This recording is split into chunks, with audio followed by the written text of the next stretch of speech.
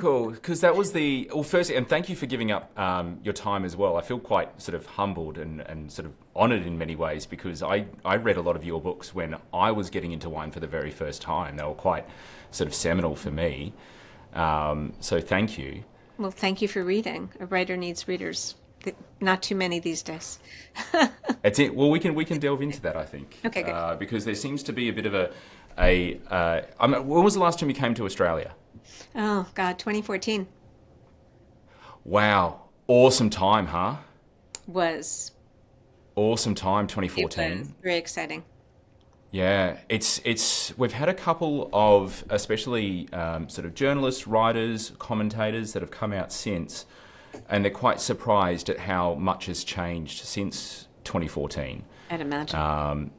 Back they're sort of like I look back on those days as sort of like the good old days in many respects. Like we In had a the lot of ways they originals. were.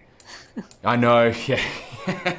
Yeah, it's sort of funny. Are you surprised that natural wine though has become or is still quite divisive, like as a term? Yeah, it's always surprises me. I think that it is really not as prevalent, but it still always surprises me when people like, it's like, it's usually not new people. It's usually the same people who were so fixed on it 10 years ago. And they still, but, the name, natural wine. It's like, who the fuck cares? You know? It's I just, interesting.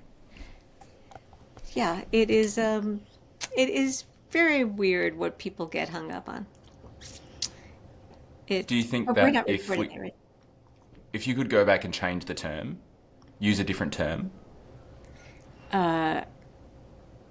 If I could, there's actually nothing that's better. Yes, it's corruptible. Yes, it's not perfect, but I don't know about anything else that. Yes, does it make it seem as if something else then is not natural? Well, yeah, sure, it's fine, big deal. It means. To me, it seems just so simple that it is natural as possible. I mean, making wine is not natural. You have to make it. It's not an apple. You don't just like bite it off the tree.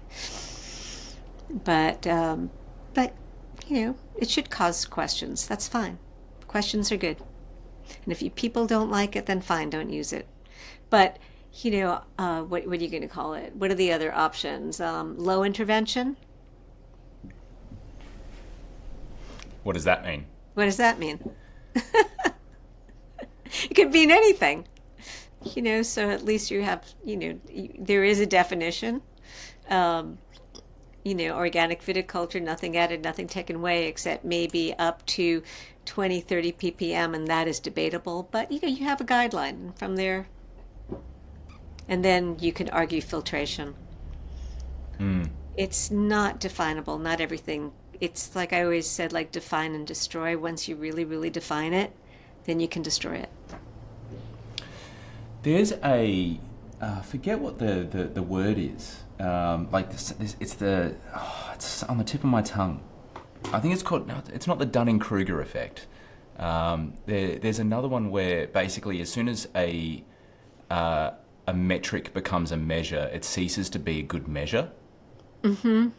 So as soon as and it's sort of interesting chatting to what I would determine to be the sort of originals of Australian natural wine, say Tom Shobrook, James Erskine, Anton, Yeah. and Sam, of course. The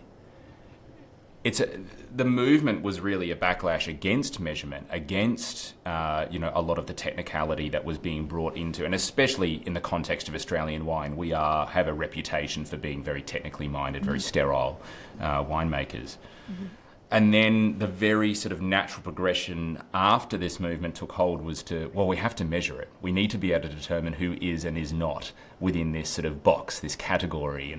And, we started to see this sort of stratification happen rather quickly as people sought answers to, well, what makes you natural and what makes you not natural? Can we define you? And to be more accurate, can we sell your wines as natural? I think was often the question that was often posed of us. But at that point, it started to almost, like the original intent of the movement started to cease a bit of meaning once it became defined around more measures. Right. And then that's when heavy duty marketing came in and it became a thing. And then a lot of people wanted part of the lifestyle and became winemakers. And they may not be so happy about that right now. Interesting. Interesting. We're seeing in Australia a lot of producers stop making wine, just get out of making wine. And many of those producers started around that sort of 2012 to 2015 Right. time period. And those sort of originals, they have, without speaking out of turn, because they're all really good friends, became quite recluse. Only in the last maybe 2 years have we started to see more of them out in the market. And it's been interesting for me as a young winemaker where that I was inspired very much by that movement. And that's how I got into wine, and certainly sort of directed down that path. To not have them so present in the last 5 or 6 years has actually been very difficult for a lot of people. Really? It's actually part and parcel of the reason why we're having a lot of these conversations on the channel, is to bring a lot of the customers of that movement up to speed. Like, well, where did everyone go? Wine journalism in Australia is in a bit of a state. Not for lack of trying. We have great wine journalists here, but there seems to be a fraction of what there was. The noise, Really? the volume's been There too? turned right down.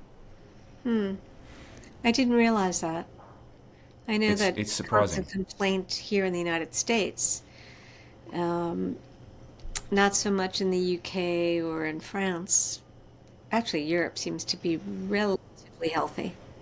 But I'm surprised to hear that in Australia too. Everybody's, you know, s- like feeling the sting of the influencers. Yes. Yeah. You'll be surprised, especially in younger demographics, we're sort of quite cynical. There's a healthy level of cynicism around influencers now, where, especially, it's part of the reason why we're talking on, say, our whole sort of channel exists on YouTube, which is very much long form. Short form content seems to be a bit of an interesting space right now, where they're not actually able to hold on to a community and impart any amount of knowledge with any sort of depth of meaning, because you only have 60 seconds to talk about what is arguably one of the most complex topics and meta concepts, the world of wine, that you can possibly... I don't think you can do it. I actually think that the human brain is not built for a sub 60 second download of wine information. It's difficult. Well, sure, if you just want to be told what to drink. Yeah, right. Yeah. Yeah. And it seems that... Do you think that aids communication? Do you think that there is... often I sort of conceive of the... like the world of wine, we think it's kind of static. But if we rewound 20 years and looked at sort of analysed consumers and where they were getting their information from, there was really only sort of written word, wasn't there? There was people of authority that had walked the path, that were imparting their knowledge onto other people. But now it's quite a different dynamic. Well, 20 years ago, we started having blogs, right? So blogs were, and before that, there was chat rooms. But starting with the blog was really kind of like the big downfall. You think? Oh, yeah. Yeah, that was been about 2004. The published 2003. Publishing industry was already in trouble around 2000, but we still had a lot of print. Because when I started, because of my subject matter, it became harder for me to land stories in especially food and wine magazines, because I'd be bad for advertising. Really? Oh, yeah. Why? Because I was writing about that first New York Times story was 2001. Well, the first one that actually got my name around. For better, for worse, winemakers go high tech. And so after that, I was kind of blacklisted by people like Food and Wine Magazine and Gourmet Magazine, that kind of thing. It's interesting. That article's not exactly... I reread the articles, and I remember when it came out. Yeah. I reread it several times. You're not exactly damning of technology in that article. know. You're just simply reporting on it. You're just I saying, hey, was this is just happening. Thank you for noticing that because it was really before I became me. And I was like, oh my God, this is amazing. I had no idea. I was just viewing it as Parker's effect, but I was truly like reporting. I was truly just reporting the story. And, of course, later I became a lot more opinionated, but at that point it was just reportage. Were you surprised that the wine industry was so kind of touchy? Yeah, yeah, totally. Yeah. It doesn't really present like the wine industry is quite resilient when someone just simply says what's actually happening. Yeah, well, they kind of had a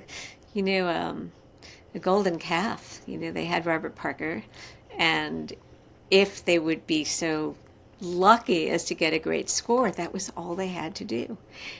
And they didn't really have to rely that much on vintage variation because they had the technology to obliterate it to a certain. Yeah, if you're looking for that kind of technical wine, you could cover up a lot of crap with new oak and concentration and micro ox. So, and all the other stuff.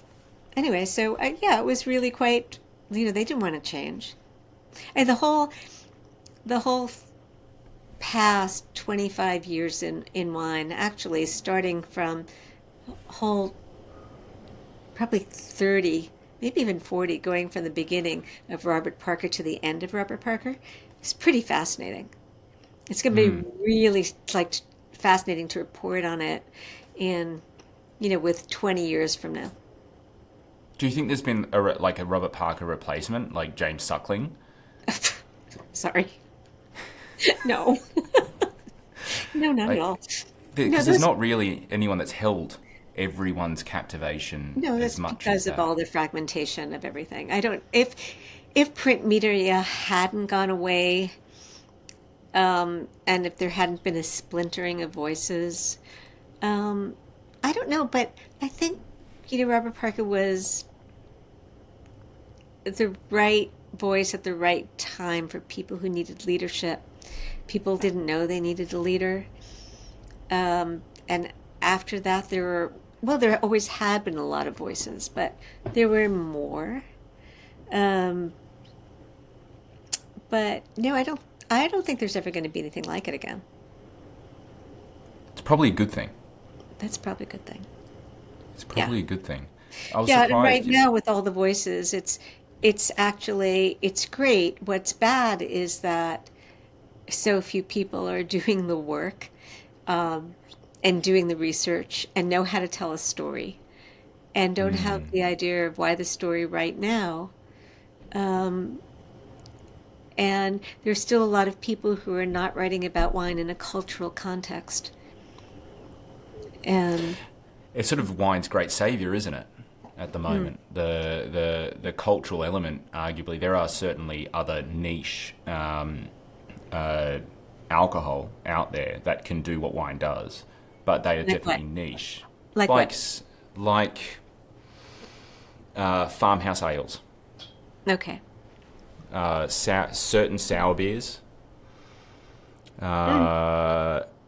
Well, I'm I sure there's will. Asiatic spirits or Asiatic Yeah. primary fermented sake. I would put sake in even though it's brewed into probably the cultural wine context. But I don't think even, and I'd also put cider in there too. I don't know about ale. I don't know whether if you open up a bottle and you're having it at the dinner table, that you'll be stopping every few seconds to go like, wow. Yeah. I just don't think, I think you'll be drinking it. And you'll be drinking it with your friends, and that'll be great. But I don't think that has the ability to change conversation the way wine does, or even dominate conversation. You're like talking and talking and drinking. I said, wait, I just like have to stop because did you see what that just did?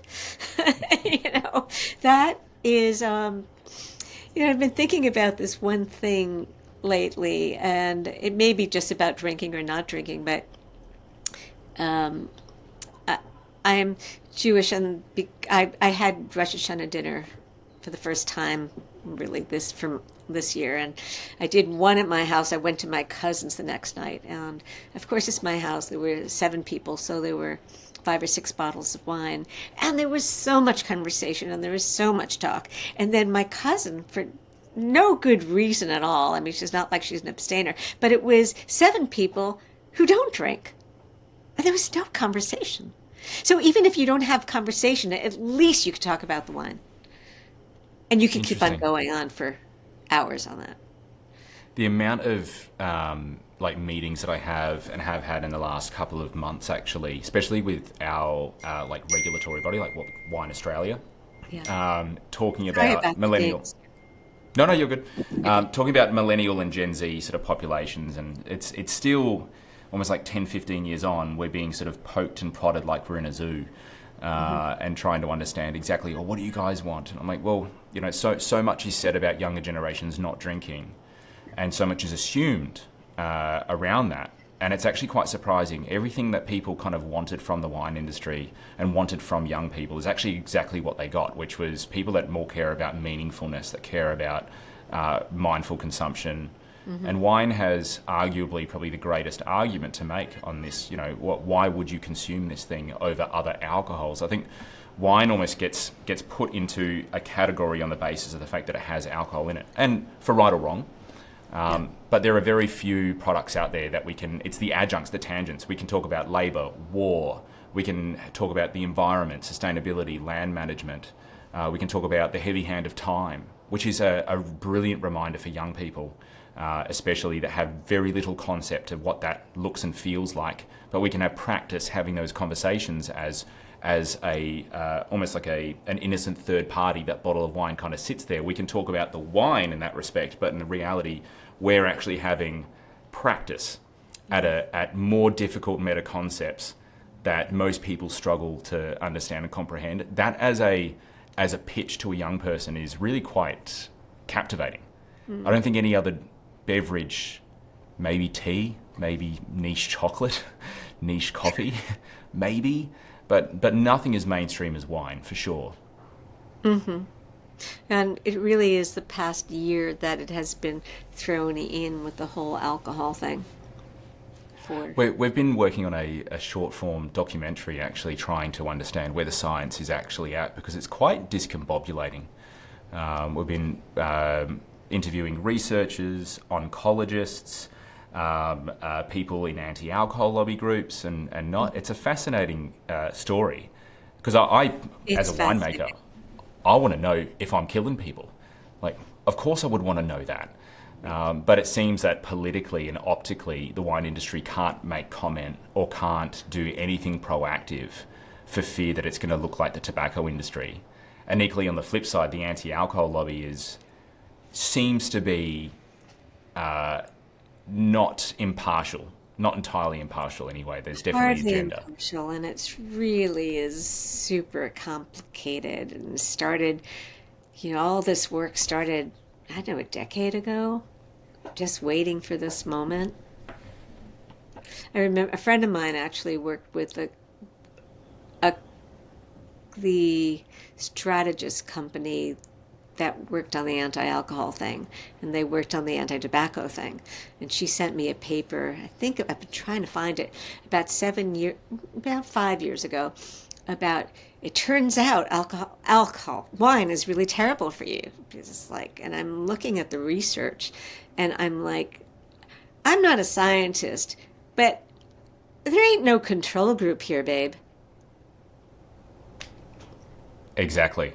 There's no control group. There's no way that we can actually know for sure without giving someone cancer, like intentionally. There doesn't seem in any of the reporting seem to be a sense of proportion. So interesting chat, and I'll be paraphrasing here, but it's something like if you have 2 rashers of bacon versus having things like 4 standard drinks or 40 grams of alcohol on a daily basis. You are 3,500 times more likely to contract any kind of cancer having the bacon than you are having the alcohol. And so while you can definitely say that alcohol contributes specifically, it seems like the science is only really specific at the moment on women over the age of 55 and specifically breast cancer. There are a myriad of other cancers it's associated with, but equally, how do you measure cancer against cancer? Because there's other cancers that it seems to alleviate the risk of. However, the proportion comparing what you're consuming, so there was a Spanish researcher that had a look at, all right, if you're going to choose a way to die, and you're going to choose bacon, asbestos, tobacco, and wine, you absolutely should choose the wine because these kind of gets lobbed in the same category, but it's really not. If you were to look at them in proportion to one another, they're not even in the same universe. Not even in the same universe. And it's funny, it's a friend of mine, she actually is you just disappeared, is an Australian, Felicity Carter. Do you know Felicity? Yes, yeah, we were chatting just last week. Okay, well, I chat with her almost every day. I get the updates from her every day about what's going on. I'm like, and actually sent me this picture of, she was just in Belgium, in Brussels, and big wine bottles, like big cardboard wine bottles, basically, like, I forgot what it was, like, this is the death of you, whatever, or wine kills. And I'm like, Why wine? Why is it not a vodka bottle? Why is it not gin? Why isn't it distillate? Why are they like picking on a stupid thing that's got like 12% alcohol and, maybe you're going to drink a half a bottle? There is no research comparing different alcohols and their effect at all. Or how much. And actually, and I found this really fascinating, and Felicity, I hope I'm not saying things that are privileged, but she said if they can bring wine down, the rest is easy. And that is brilliant, because wine is the only of the beverages that, well, actually that's not true, because ales do have health benefits, but wine is most closely associated with some health benefits. So if they take the one thing that could possibly be somewhat good for you, and then the real stuff, that's easy. That's scary. That's terrifying. Because it's not about objective truth at this stage at all. It's just about achieving some kind of myopic goal. Yeah, exactly. Exactly. Yeah. Well, speaking about things that I think are a bit myopic, Sulfur. Sulfur got it was the poster child for natural wine. You were either natural or not on the basis of your sulfur use. Yeah. Do you think that was folly? Like, do you think that was just, it missed the point entirely? Well, I do. It's like sometimes when you think, okay, for all the people who, it is amazing how many people, in the bashing society, have put me up as the anti-sulfur person, when if people read me, the first and second books especially, or any of my books, I really only discussed sulfur starting in Naked Wine. It was always this, in a perfect world, in a perfect vintage, when everything is in the right place, if I can make a wine without sulfur, that would be the highest expression of a beautiful wine. And I have yet to meet I have met some winemakers who believe that sulfur bring out terroir. But most winemakers that I meet, serious winemakers, will absolutely agree with that statement. Can it happen in every vintage? No. And it's folly to think it was, and that is why all of a sudden it became a religion. And over and over in Naked Wine, and we're talking about the founders of the movement, the people who really brought this program to you today. It is not a dogma. So important. It is not a dogma. It is not a religion. It is like, in a perfect world, it's aspirational. It's like looking for the perfect wave, as a surfer. So and it was ridiculously folly, because you have these people that would, If it is in your soul, like Claude Courtois would have never ever used sulfur. So there are some people who really do have it as a religion. But to do it your first vintage out, second, third, fourth, no, it's like, you get up the bite when you have your balance, when you can do it. And there are people who started, like, okay, I'm going to do this. I don't want to add any sulfur by any means, before they knew how to make wine. And I think that is how we got so many horrible bottles of natural wine. And, so it was total folly. I was surprised. I was talking to Frank Ellison recently, and he's, such a huge personality in the movement. Now very much okay with using sulfur. And not only sulfur. Oh, other things as well. Yeah, he transgently filters his wines. Sort of interesting. Like it's almost similar to what's been happening inside Australia. Certainly the originators of the movement are still quite staunch in their philosophies, but it seems a lot of some producers who have dabbled and have not had a lot of success have moved towards these, for want of a better way of describing it, say low intervention, which again lacks a bit of meaning too. But little bits of sulfur, they might look at cross-flow filtration or something like that. Yeah. And the wines are more readily received, especially by new and younger audiences that don't have. I'm sure in the States it's not dissimilar to Australia with a bit of a cost of living issue at the moment, and so it meant younger people don't have the disposable income to be able to risk, and so they've become naturally more conservative in their buying habits. But it seems more people have been adopted into and are excited by Frank's wines as of this.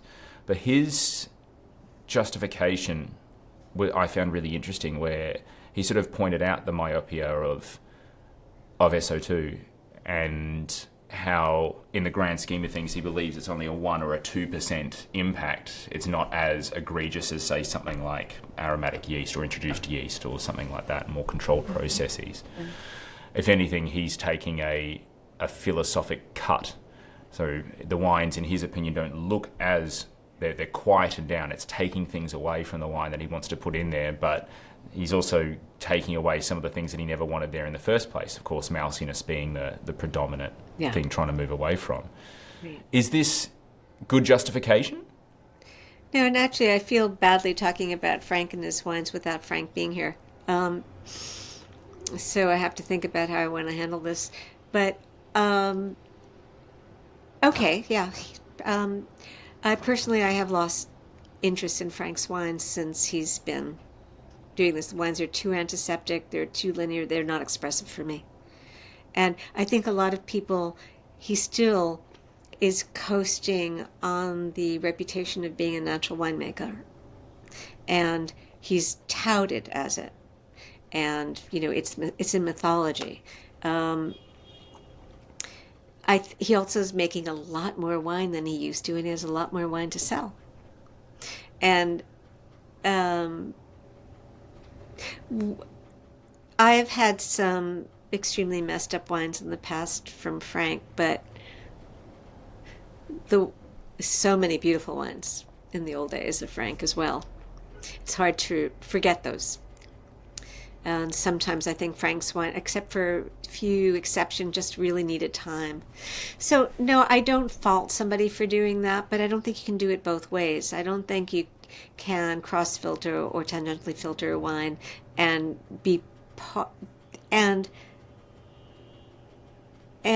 ride the coattails of people who are not. And that, but he is, and he's like very upfront about what he does, and that's great now. But it'd been a few years before he'd speak out about it. Interesting. What about flipping it? So from producers who were known and who made incredible natural wines to pushing away from that. What about the flip side? Have you seen any pretty commercial wineries make pretty sincere attempts at trying to actually make natural wines? No. A sincere big wine. I don't think when somebody has their natural wine line, whether it's it's sincere. I mean, it's a project, right? So Mm. Laura Catena in Argentina has a little natural project, and the wines are very nice, actually. But there's I don't know, it's kind of like, well, it's like it's a flavor extension. It's like an ice cream flavor extension or something like that for me. Um, do I think it's a bad thing? I don't. I don't think it's a bad thing at all because it makes that kind of non-interventionist wine, to use that term, more accessible to people. Of course. So, and and maybe it'll end up in a supermarket. That's So I worrying. can't really, even though I can't drink Gerard Bertrand's wines, I'm from France. It's like it Yeah. basically is the wine that started the natural wine certification because they did not because he had a line called Nature to let people Right. think that it was natural, and the natural wine people in Loire were like, no, no, no, no, no, no, no, no, we have to stop this. Um, So this is the codifying of like Van Method nature. Yeah, so that was really that was the impetus for people to get off their ass and do something and try to get some sort of certification. This is the problem with group. I mean, it's group dynamics. You have the perfect little world when you talk about the glory years, like the beginning of the natural wine movement in Australia and those group of guys and the boingy energy and the just like the energy around it is so beautiful and so idealistic and actually super hurt me when people like talk about the marketing of it. Like back then it was so idealistic. There really wasn't marketing of it. It was just about the beauty. Um, but things grow and then they get bigger and then things get marketed and then other people say, oh, they're getting a piece of the market, so I want a piece of the market. And, that's what happens to, the Yeah. beautiful era. Uh, but but actually, I did go off on a tangent. So while I don't think there's a sincere line extension, I think it's just catering to a market, often with a cynical way of making a natural wine because you can remove the sulfur um, and other tamperings, which are highly unnatural. But the natural wine world across the board has had an effect on important wine regions. So where 10 years ago there was still a lot of selected yeast and even concentrators, reverse osmosis machines in, let's say, Burgundy, almost anybody worth their reputation as a really good winemaker in Burgundy maybe not be natural, but has gone back to native yeast fermentation, seriously has reduced the amount of sulfur they've been using. Maybe not as low as I would like for my palate, but it's had a tremendous effect. People are not using vessels that influence the flavor of the wine as much. They're really going more towards a neutral vessel. So I think overall, the impact has been fabulous for what we would consider more naturally made, not naturally, but traditionally made wines It's before interesting all you of the say that.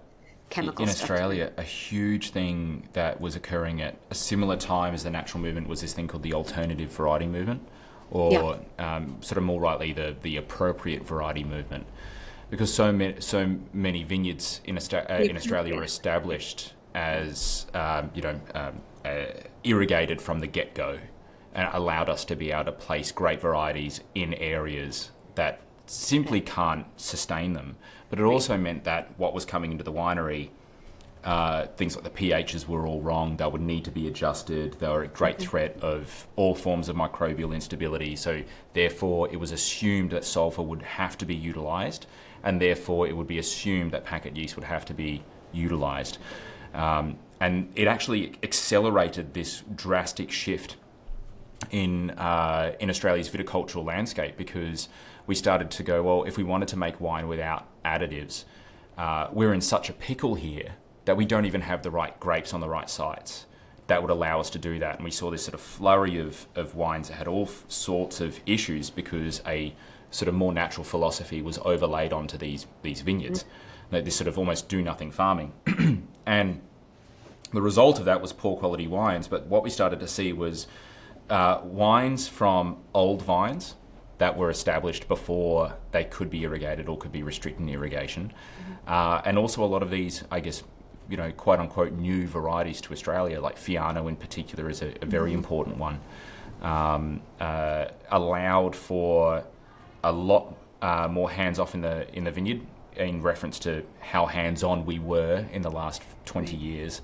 But in particular, when it rocked up to the winery with a pH of like 3.2 and a TA of like 6.5, like, you don't need to do anything to this. And it's 12% alcohol. It's had no irrigation.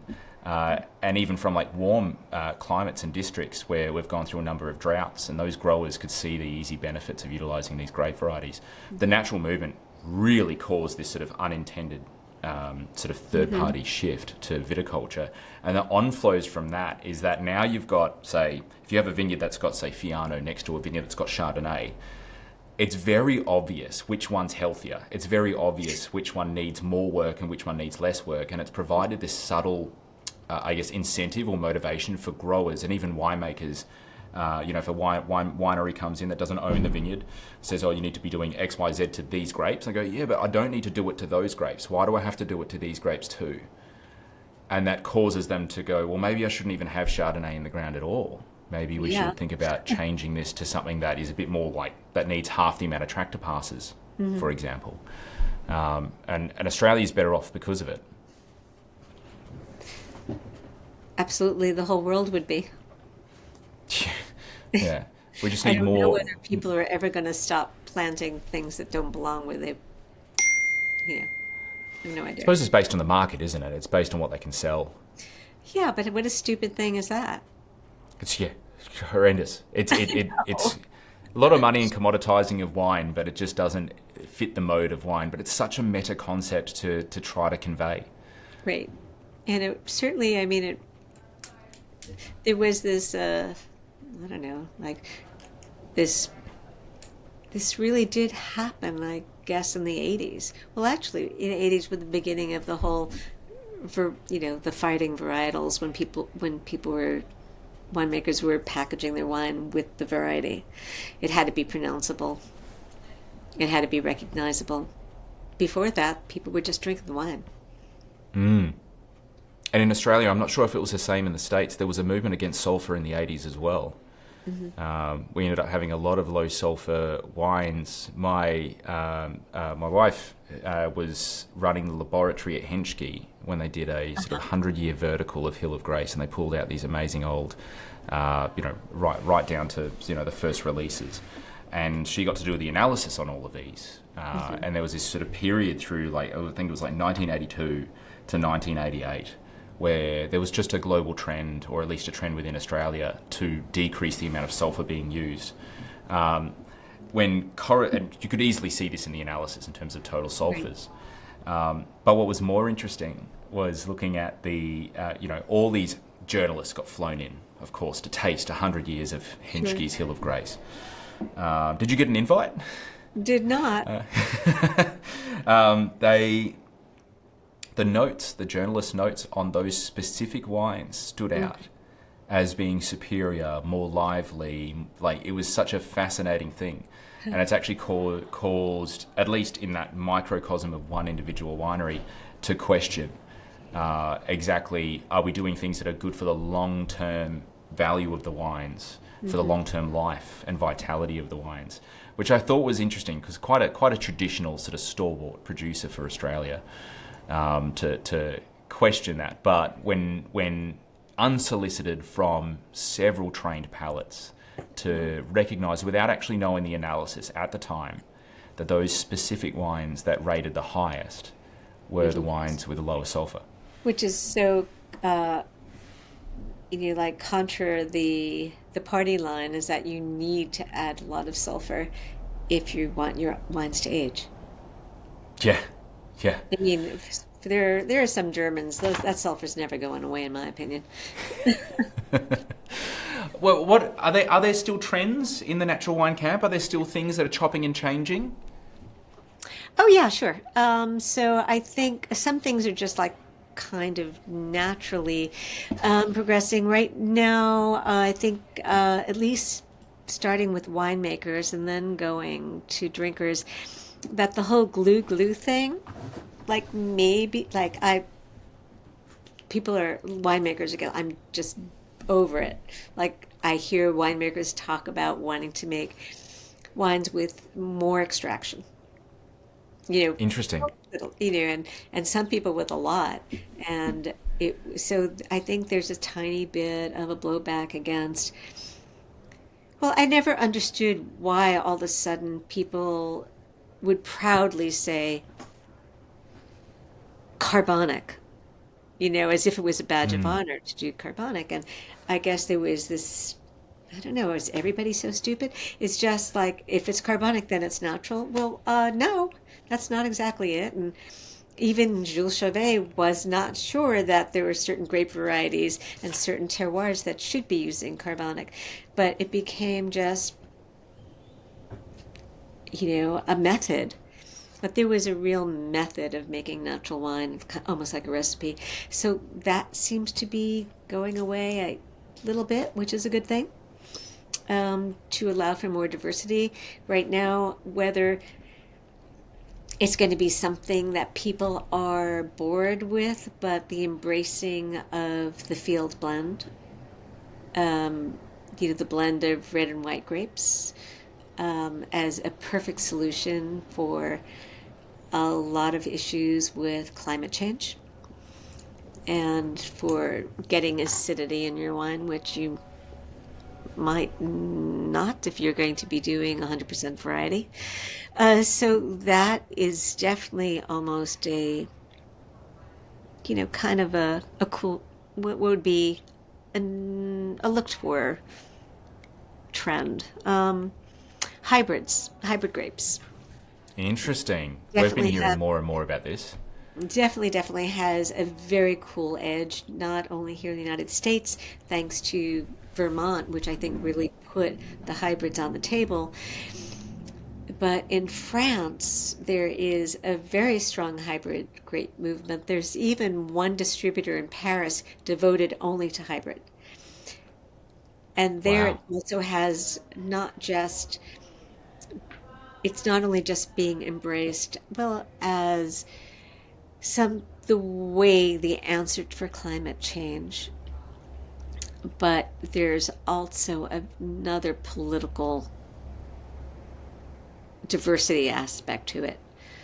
So in that way, has a bit of a cool lefty kind of thing going on. So It there are a few. almost seems a little bit like what's old is new again. Moving away, carbonic was such a new, in the relative terms of how old Yeah, wine is. Field blends as well. It's been happening for a long time everywhere in the world to achieve balance in a wines, particularly Spain. right. Uh, But hybrids. I was Sorry. just it's really exciting to see in places that had almost fallen to the EU, like Portugal, and so their paetes are really coming back, and it was super traditional for them, and now it is really back as another wine alternative, and that's super nice to see the old things come back. Are you seeing much from one thing that we've started to notice is just a bit of it's quiet, but it's a sort of rising volume on sort of Eastern Bloc, Ukraine, Romanian, Croatian But we don't wines. see much Ukrainian here, if any. Um, but by all means, Czech Republic, Slovakia, Serbia, Croatia's been here for a while, but the wines are getting better and better.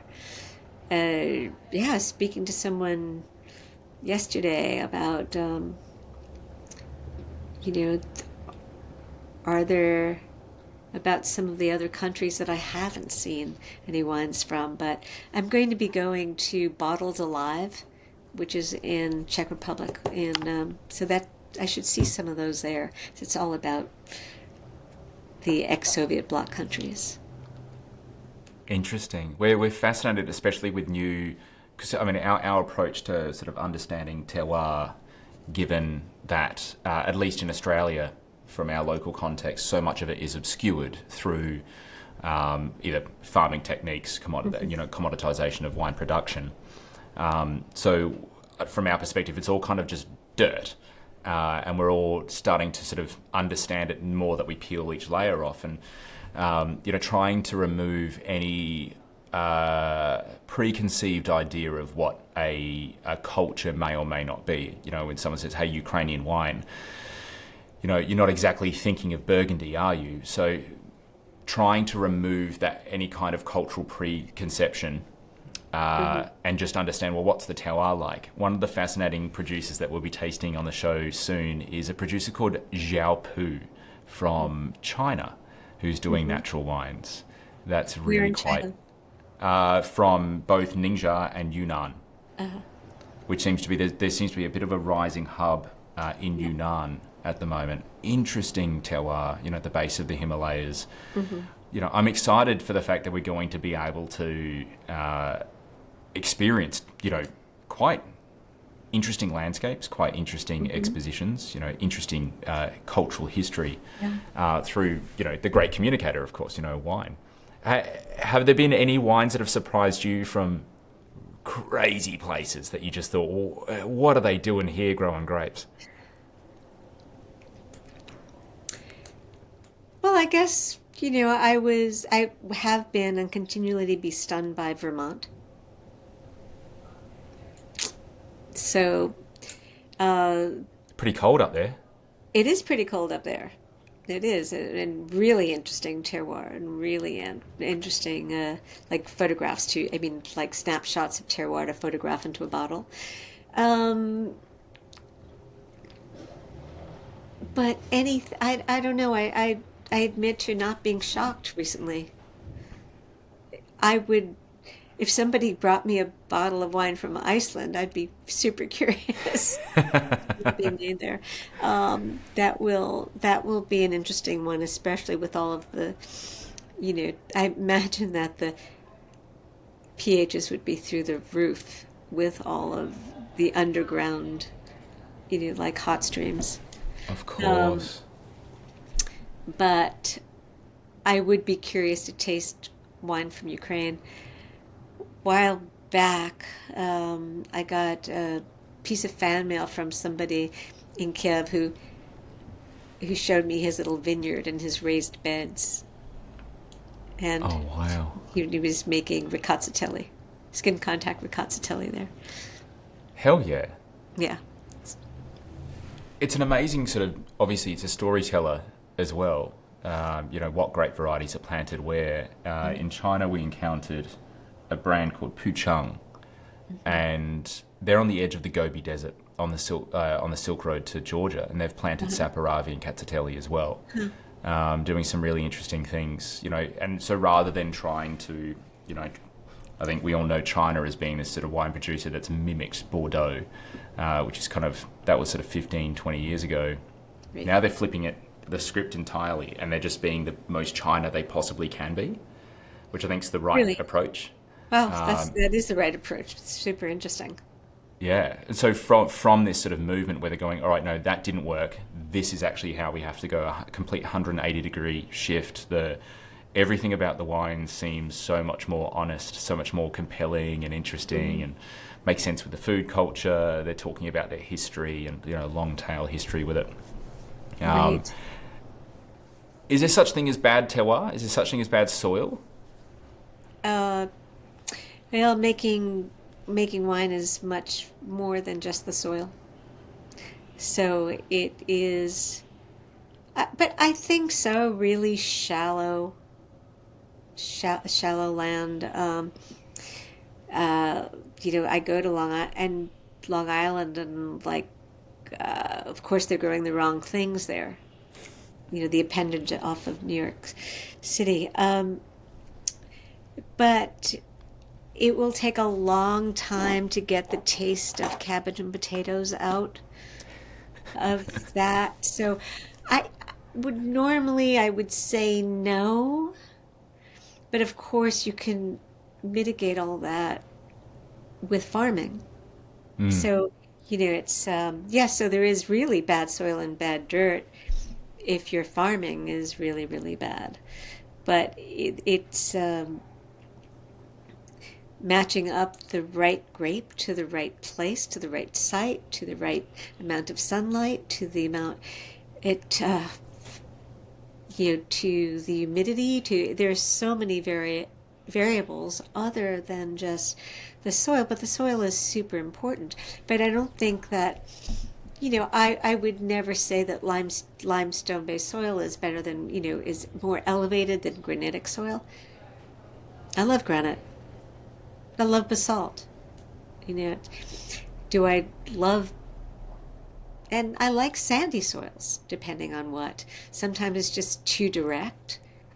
But, the wines that are being made out in Calarish are beautiful. Remisco on that soil is fabulous. So it's really just finding what works and farming it right. I loved what you did with the Dirty Guide to Wine. I thought Thank that you. was such a good book. We've been, especially for folks working in restaurants here in Australia, we often get, you can pick them from a mile away.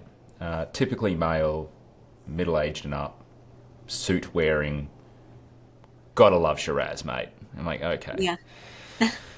But I could put in front of that same individual Malbec or Saperavi or a myriad of other dense, ripe, generous grape varieties, and they're going to have a really good time. Yeah. But then the thought sort of stretched out beyond this to, well, really what you're asking for is something on clay soil, isn't it?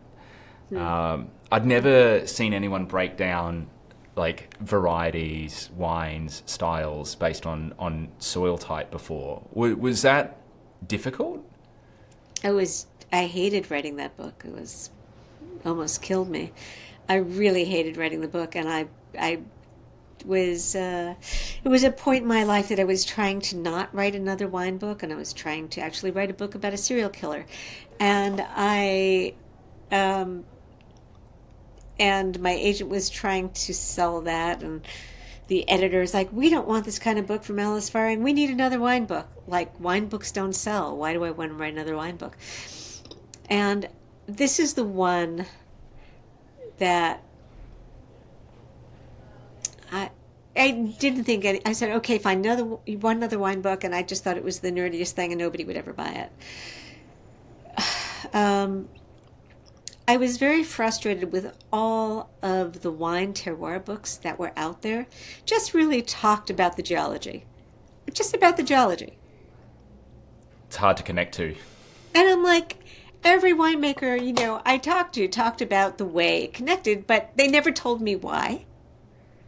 And so from both sides, I felt really frustrated. And I thought, well, I don't know whether I've got the chops to do this, but I wanted to do a user-friendly book that would also do something to get people to stop thinking about variety only, and to go back to the time when you drank a place.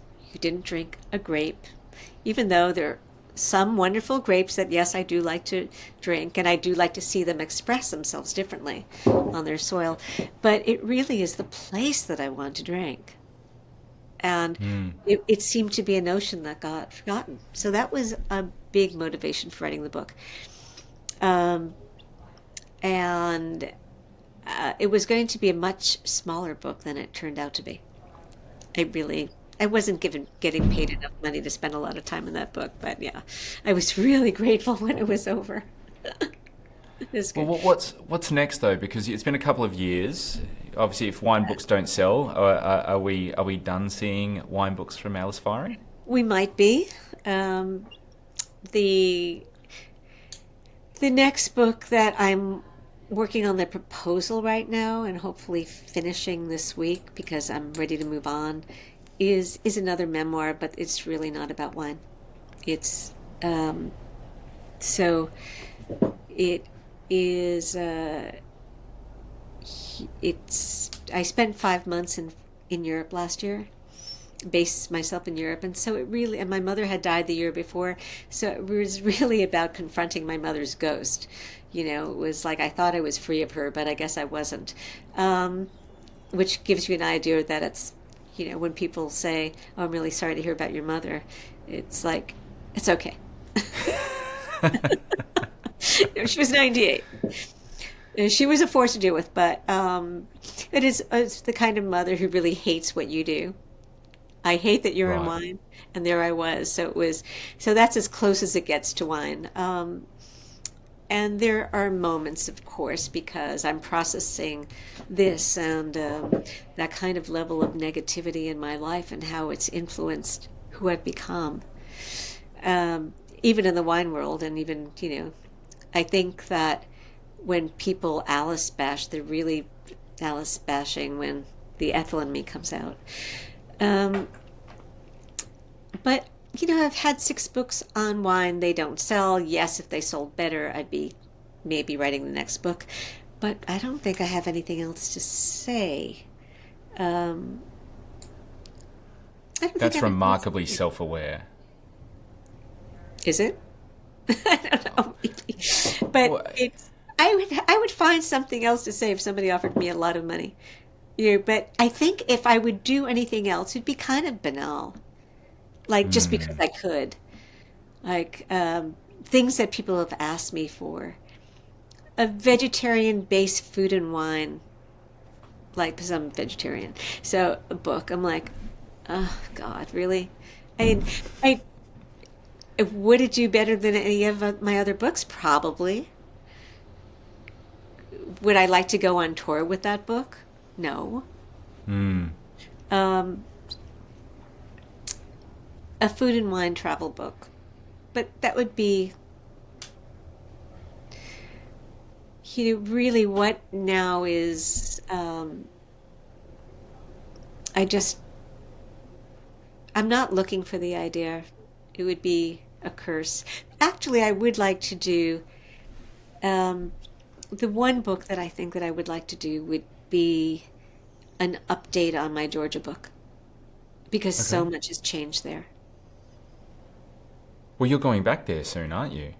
I am leading a trip to Georgia, though, given the situation in Georgia right now, given the fact that now is the right time for people to sign up for a tour in June, um, I have a really hard time banging the drum for it. Though, sure, people should sign up for it, and if we'd have to like cancel the trip, you get your money back. And I guess that's the way I should do it. It's hard for me to sell things anyway. I am going back. Would have been excited to do it. I am excited to do it because I'm going to some places I've never been. And I should be back in February anyway, just to be in there. But so much has changed in 10 years. So, Well, what specifically? well, the fact that when I wrote that book, there were maybe 5 commercial natural winemakers, and now there are like 180. Wow. We barely get to see any of them in Australia. Yeah, well, they're still really tiny. So they're still, most of them are making like 3,000, 4,000 bottles max. Wow. But some of the wines are super beautiful. And the other thing is that they've revi um, they've revived so many ancient grapes that are so pretty. And also, it was a time when, at least in that book, there was a quote from this man who told me women don't make wine in Georgia. And now I think there is a huge number of, I think probably the most density of women winemakers in the world are probably in Georgia. Wow, how cool. It's cool.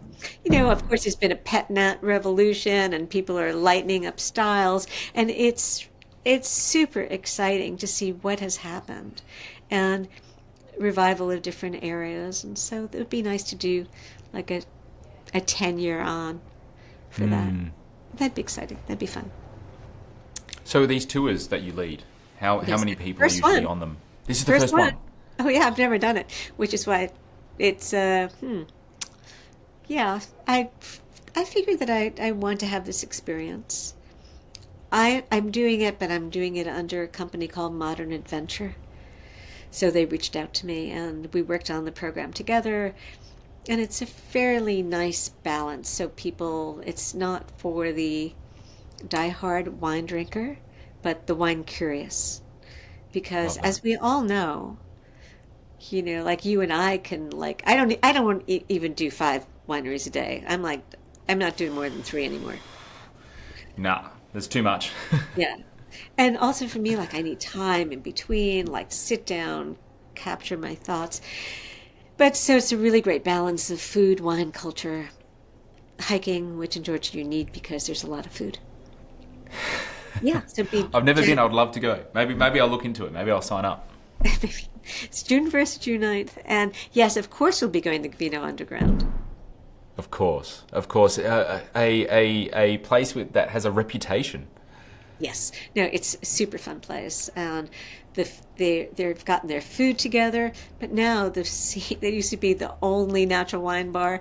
And there you're all through Tbilisi and you see signs, natural wine, natural wine, natural wine. And Really? yeah, and actually, right now in Hotel Stamba, which is a very fancy 5-star hotel, and the Rooms hotels, they're all natural wine in all of their hotels across Georgia. Wow. That is phenomenal, and that is a huge project that's going on now by one particular hotelier and design guy who really wants to turn Georgia into a natural wine destination. It seems that way. It seems to be the mecca, per I se, know. of And this it's kind of just thing. not only Georgian wine, but international wine. So right now there's great assortment of international wine available in Georgia. Things are I might changing. need to sign up. Might have to. I guess I gotta go. Yes, no, I've taken up way more of your time. Alice, thank you so much. Oh, thank you, Evan. Seriously. It's really fun talking to you. And as I suspected, I didn't even get through most of the questions. So I could honestly talk to you for hours, but I appreciate the time nonetheless. I appreciate you asking me. All right, we'll stay in Okay. touch.